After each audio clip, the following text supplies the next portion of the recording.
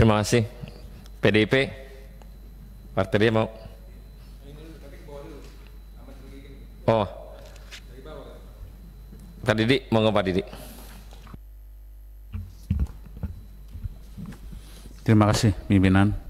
Bismillahirrahmanirrahim. Assalamualaikum warahmatullahi wabarakatuh. Selamat siang dan salam sejahtera untuk kita semuanya. Pimpinan Komisi 3 beserta anggota yang saya hormati, Ketua KPK beserta jajaran yang saya hormati, dan juga Pak Wakil Jaksa Agung beserta jajaran yang saya hormati. Pertama ingin saya sampaikan bahwa setelah mendengar dan membaca dari paparan yang disampaikan oleh KPK dan Kejaksaan, saya cukup berbangga karena terkait dengan penyajian fungsi anggaran ataupun kebutuhan yang disusun oleh KPK maupun Kejaksaan ini mudah kita baca, karena ini bukan hanya gelondongan meskipun seolah-olah judulnya besar gitu, tapi begitu di breakdown sedemikian rupa ini ternyata juga sangat relatif kecil gitu kalau kita bicara untuk fungsi dan kewenangan yang dimiliki oleh Kejaksaan dan KPK dalam mengurai persoalan gakum di Indonesia ini. Kami apresiasi penyajian ini. Berikutnya adalah tentu meskipun kami menyadari bahwa ini setelah di breakdown begini masih banyak hal yang memang harus kita tingkatkan, namun kita berharap apa yang sudah direncanakan ini juga bisa menghasilkan sebuah karya besar, sebuah hasil yang tidak mengecewakan, khususnya bagi masyarakat terkait dengan tugas dan tanggung jawabnya. Untuk Kejaksaan tentu saya ingin juga menekankan apa yang disampaikan oleh Pak Arsul Sani dan juga KPK, bahwa transparansi dan akuntabilitas itu menjadi penting gitu. Karena selalu KPK dan juga Kejaksaan ini menjadi sorotan publik terkait dengan tugas dan tanggung jawabnya. Apabila akuntabilitasnya, transparansinya juga tidak utuh, maka akan selalu ada distrust dari sebagian masyarakat terkait dengan apa yang dilakukan oleh kedua lembaga negara ini. Nah, transparansi dan akuntabilitas itu tentu bukan hanya sekedar anggaran saja gitu, tapi transparansi dan akuntabilitas ini juga harus memastikan bahwa proses gakumnya, penegakan hukumnya yang dilakukan oleh kedua lembaga ini juga harus disampaikan ke publik. Publik tanpa harus mencari-mencari harus bisa membaca apa yang dilakukan oleh kedua lembaga ini, sehingga masyarakat bisa memahami tidak ada tebang pilih, tidak ada pandang bulu gitu, dan dilakukan secara profesional, akuntabel dalam proses gakumnya. Sehingga apa harapan kita apabila dalam transparansi dan akuntabilitas baik anggaran maupun gakum ini, akhirnya rasa keadilan masyarakat tidak akan ada lagi yang merasa tercabut dari akarnya. Itu yang poin yang utama. Kemudian terkait dengan anggaran khususnya yang disampaikan ini, saya atau kami dari fraksi Demokrat tidak banyak melihat adanya hal-hal yang istimewa yang harus kami dalami lebih lanjut. Tapi yang ingin kami pastikan adalah terkait dengan persepsi publik lagi-lagi menjadi penting begitu. Kejadian berulang kali yang terjadi di Kejaksaan Agung tentu ini harus jadi momentum untuk evaluasi dan perbaikan ke depan, khususnya beberapa kali kebakaran di Kejaksaan Agung. Bisa saja persepsi publik kemudian melihat dari sudut pandang yang lain, bahwa ini ada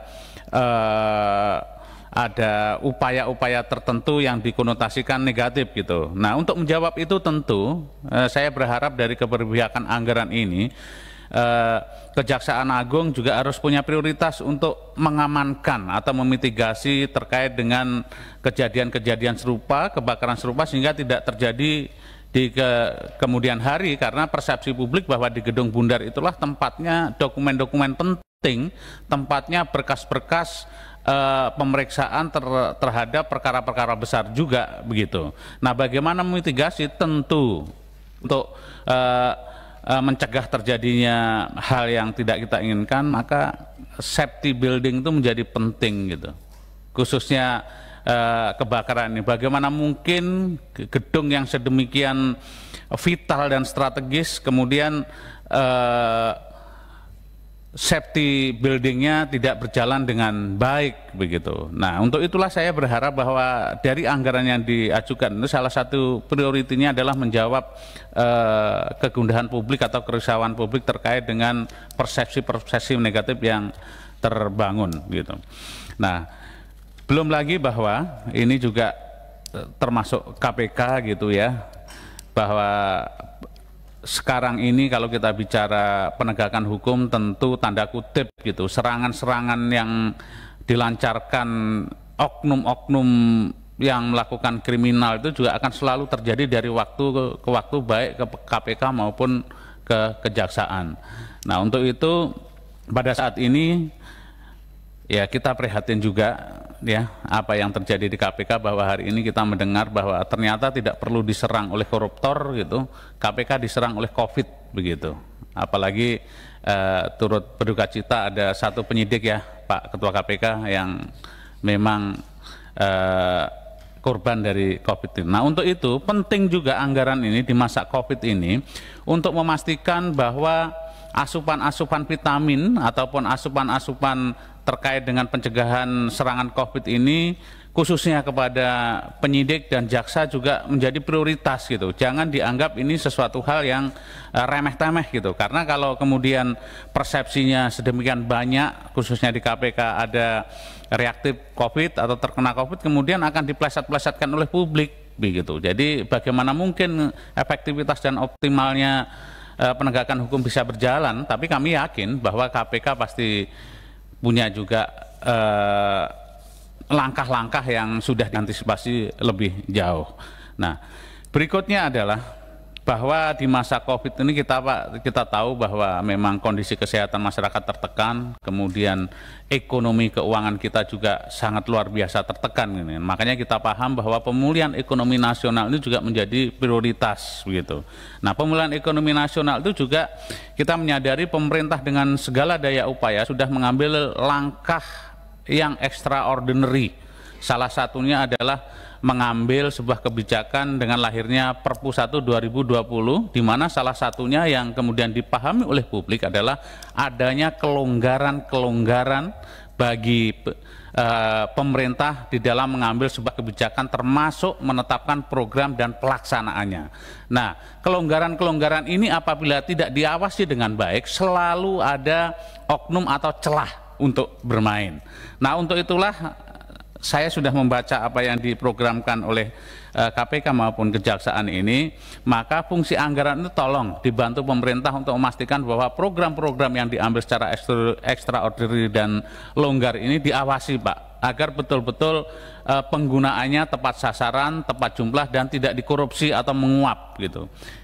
Jangan ragu-ragu, meskipun saya tahu bahwa saat sekarang ini khususnya KPK di dalam melakukan pemberantasan korupsi ini secara fakta kemudian bisa memitigasi adanya potensi loss keuangan negara atau berkurangnya korupsi di Indonesia, tapi jangan ragu-ragu Pak, apabila ada moral hazard yang terjadi terkait dengan penggunaan anggaran yang digunakan oleh pemerintah baik pusat maupun daerah, maka lakukanlah penindakan secara tegas.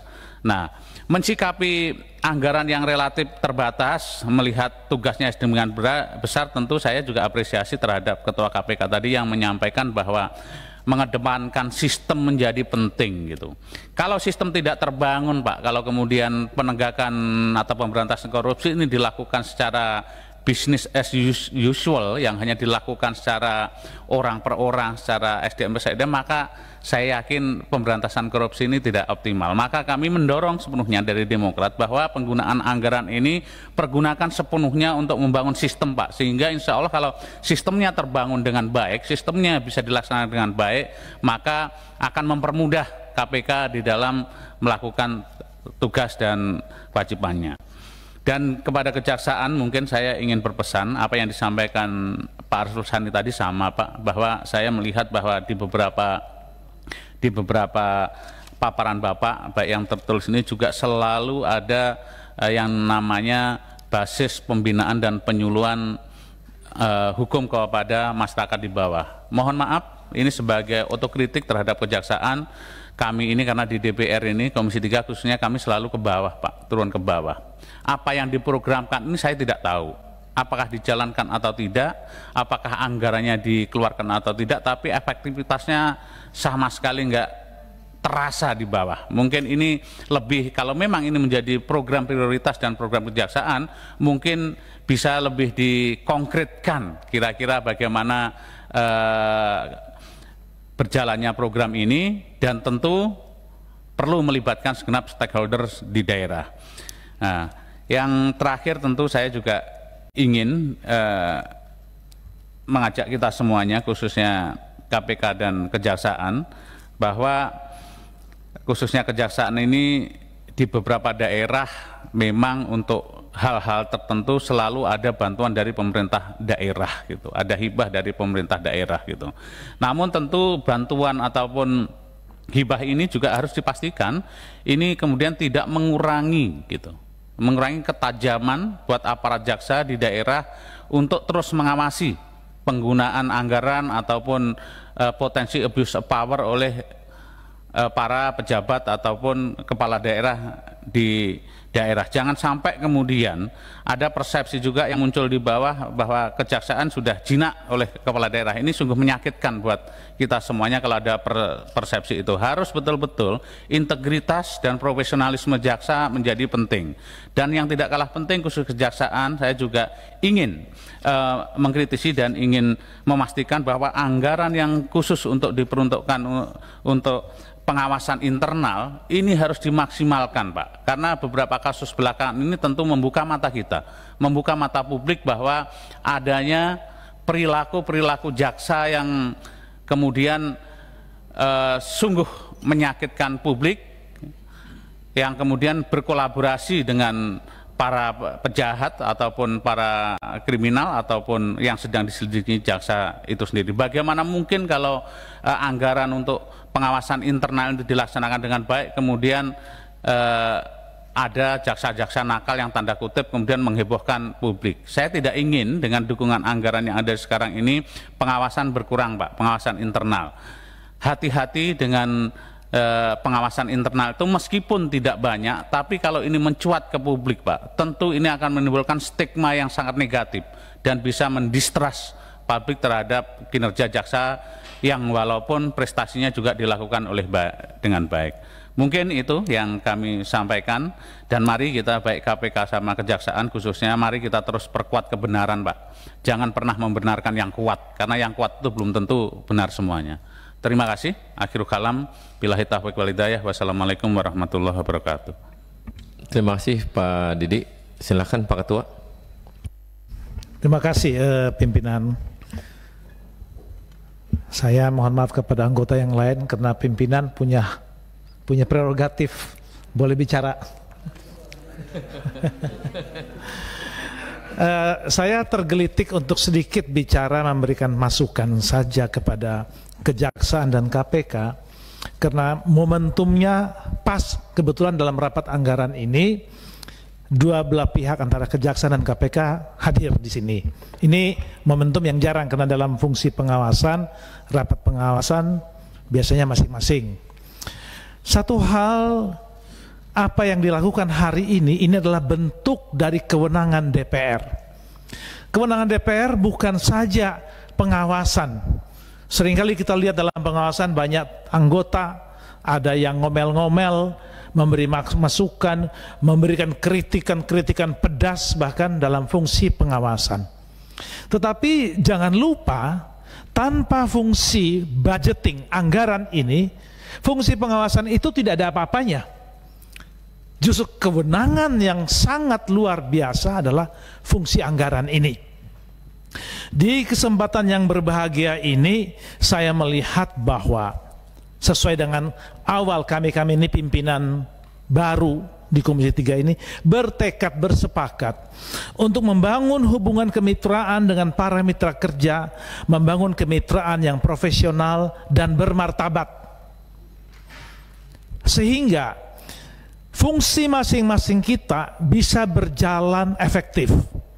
Nah, pada kesempatan yang berbahagia ini saya melihat bahwa dukungan Komisi 3 terhadap Kejaksaan Agung dan terhadap KPK dalam bidang anggaran, walaupun tidak luar biasa, tapi ada satu komitmen Komisi 3 untuk mendukung kinerja para mitra, yaitu Jaksa Agung dan KPK, supaya ada dukungan anggaran yang masih jauh dari memadai, tapi paling tidak ada penambahan-penambahan.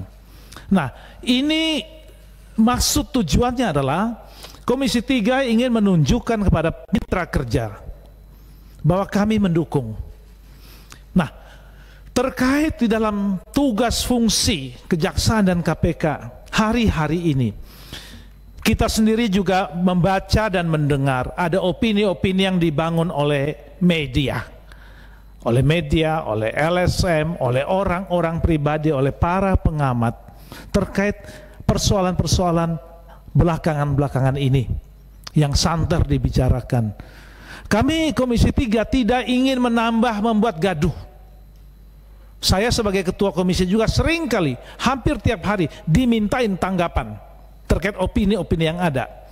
Kalau kami orang politik menambah bumbu kegaduhan itu dengan memberikan statement-statement politik kami, maka bertambah gaduhlah Republik ini. Kami tidak membuat statement-statement politik untuk menambah kegaduhan, karena kami percaya kepada institusi Kejaksaan dan KPK. Kepercayaan itu kami implementasikan dengan bukti hari ini anggarannya nambah. Dalam rapat kerja pengawasan pun kami memberikan masukan-masukan yang konstruktif. Pada siang hari ini hadir ada Pak Wakil Jaksa Agung, ada Pak Jambin, kebetulan ada Ketua KPK dan jajarannya. Kami sebagai pimpinan Komisi 3 menghimbau kepada dua lembaga ini, hendaknya dua lembaga ini bisa membangun sinergi. Jangan masing-masing punya ego kelembagaan sendiri-sendiri.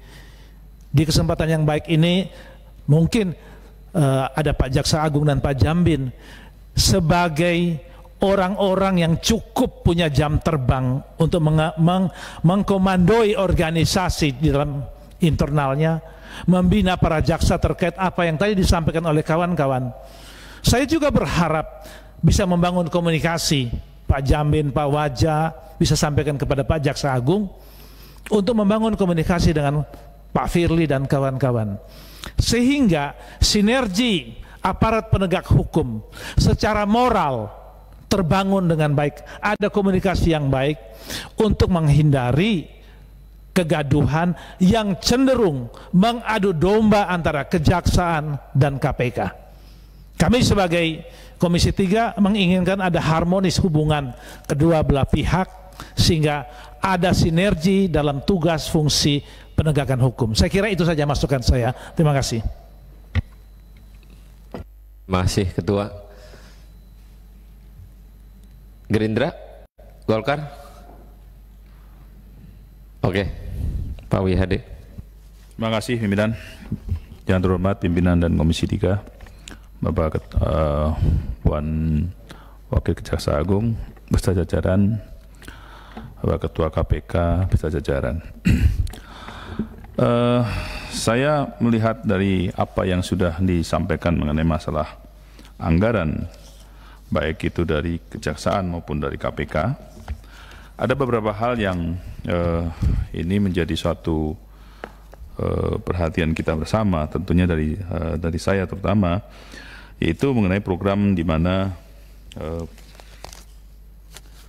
pada anggaran yang program penegakan dan pelayanan hukum.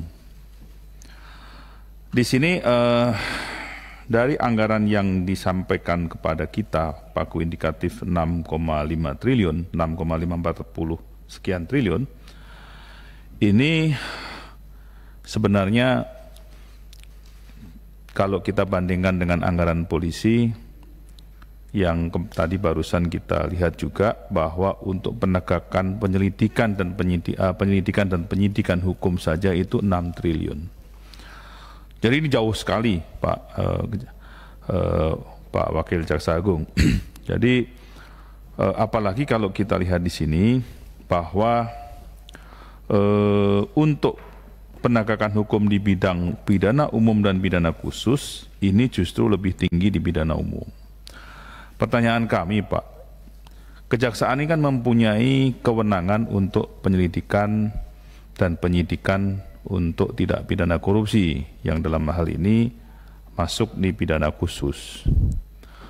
Nah, ini kan artinya bahwa di dalam membantu kinerja KPK, tentunya kejaksaan juga mampu untuk bisa melakukan penyelidikan dan penyidikan terhadap permasalahan tindak pidana korupsi.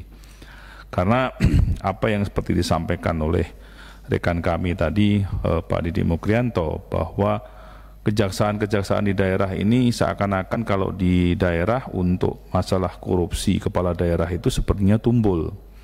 Karena saya katakan tumbul karena memang selama ini ada motif atau modus yang disampaikan tadi juga bahwa ada bantuan-bantuan atau hibah-hibah dari kepala daerah. Nah, tentunya saya melihat juga ini kenapa bisa terjadi demikian, karena ternyata untuk program penegakan dan pelayanan hukumnya yang pidana khusus saja ini lebih rendah daripada pidana umum. Nah, ini saya harapkan dalam hal ini kinerja daripada kejaksaan, kejaksaan lebih tahu permasalahan-permasalahan di kepala daerah masing-masing. Jadi kalau kepala daerah itu ada penyelewengan, ada korupsi, itu lebih tahu dibandingkan KPK.